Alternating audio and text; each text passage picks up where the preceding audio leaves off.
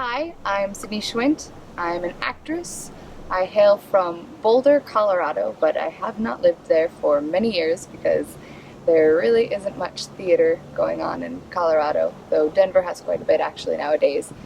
I went to university for theater. I got a BFA in acting at the Hart School in a smaller program, but it's been doing really well actually. It was nice because being a newer program, we got to have a lot of leeway. They got to do a lot of the program specifically for us.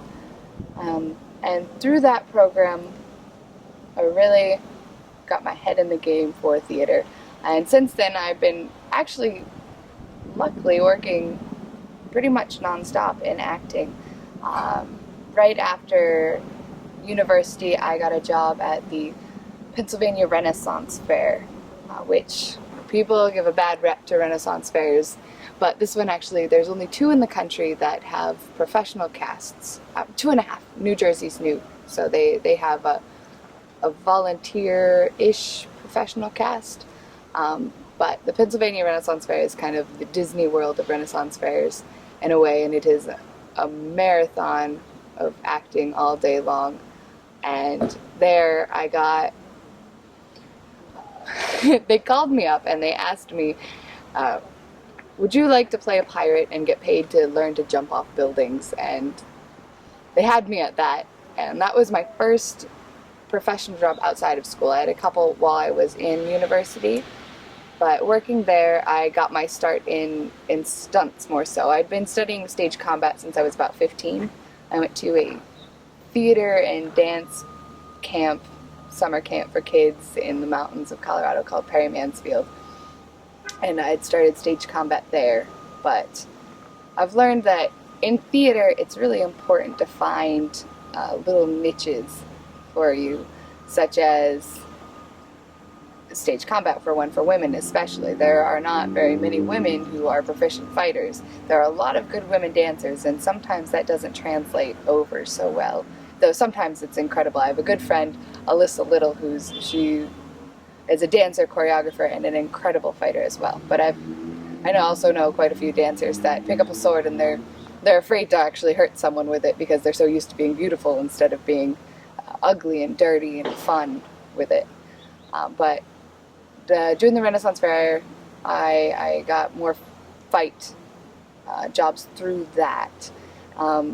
From that, actually, theater is really a big web of who you know, which is hard because it's such a small world, but it's small worlds within each other. There's different tiers, and you can find the pathways to get up to the different tiers of this spider web, but it's difficult. But I just spent the past 7 months doing an interactive pirate stunt show in the Caribbean, which was absolutely amazing. And strangely enough, I got the job through Facebook, of all places. A good friend of mine who worked at the Renaissance Fair with me, because they also have their own theater there, and I did a show called Poe Evermore and one called Dickens of a Christmas. And a friend of mine that was in Dickens with me has been working with this stunt company called Mirage Entertainment. They do shows all over the world. They do some in the States, actually.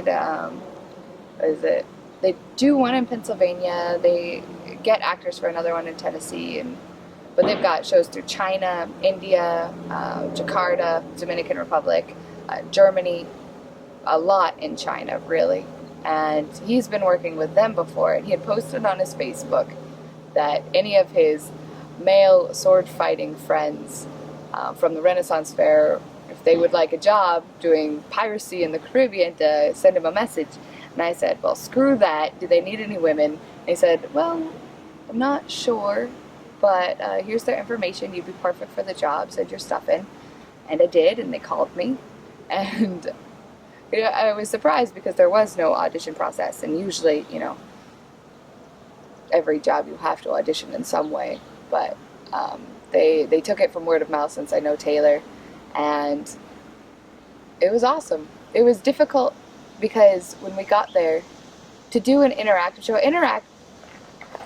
interactive shows are such a different part of theater than we're used to. Right now, I personally feel like we're in a time of change for theater. Like the Stanislavski realism is starting to fade out because we have movies, and movies give us as real as you can get. You can see the sweat on someone's brow, and theater has to be bigger to translate to the audience. But I think theater gives us something that movies can never give us, which is a direct interaction with another human being. And especially in this age of technology, we're losing that.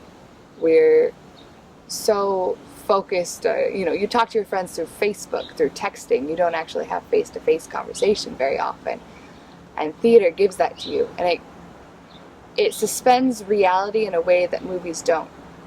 I've worked a lot with kids too in my life, and they believe the movies to be reality because it shows you things that are real, but it can also show you things that aren't. And CGI has gotten so good these days, and you don't need to use your imagination anymore. And theater, it is all about imagination, and it's using your creative forces that people don't use anymore. But I truly believe that now, since we're losing that realism, we're moving on to something that is, in a way, more like it was in the past, with the more commedia dell'arte, clown type comedy and interaction, and interactive comedy especially, because I've done quite a bit of it. The Renaissance Fair started me out with it because actually in school, we studied all the more traditional senses of theater, especially American theater, with the group theater and getting into Meisner and Stella Adler and all of that. And that is great, and it has its place, and it's wonderful. But especially now in this age of recession and a world where we have enough depression in our own lives that we don't need to see our exact reality up there. It's theater not only can be a mirror for our society, but it can also be a heightened reality where miracles can happen. And obviously movies provide that medium as well, but theater does it in a way that is tangible, that you're in the room with it. And while in movies you will have you have the building, you have a bit hurt on that, but it's definitely, people forget that stage combat actually is dangerous, and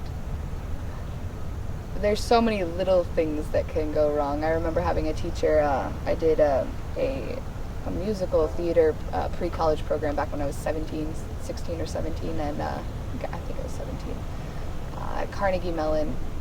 And I remember the dramaturgy teacher there he always carried a cane, and it was because during some stage combat fight, I actually think it was the Scottish play, he was doing a fight with someone, and the other person just got a little too overzealous and hit him like back here somewhere in a cluster of nerves, and it was really bad, and he'll never be able to walk without his cane. And it's just little things like that you don't even think about that can go horribly wrong. But that's half the fun of it too.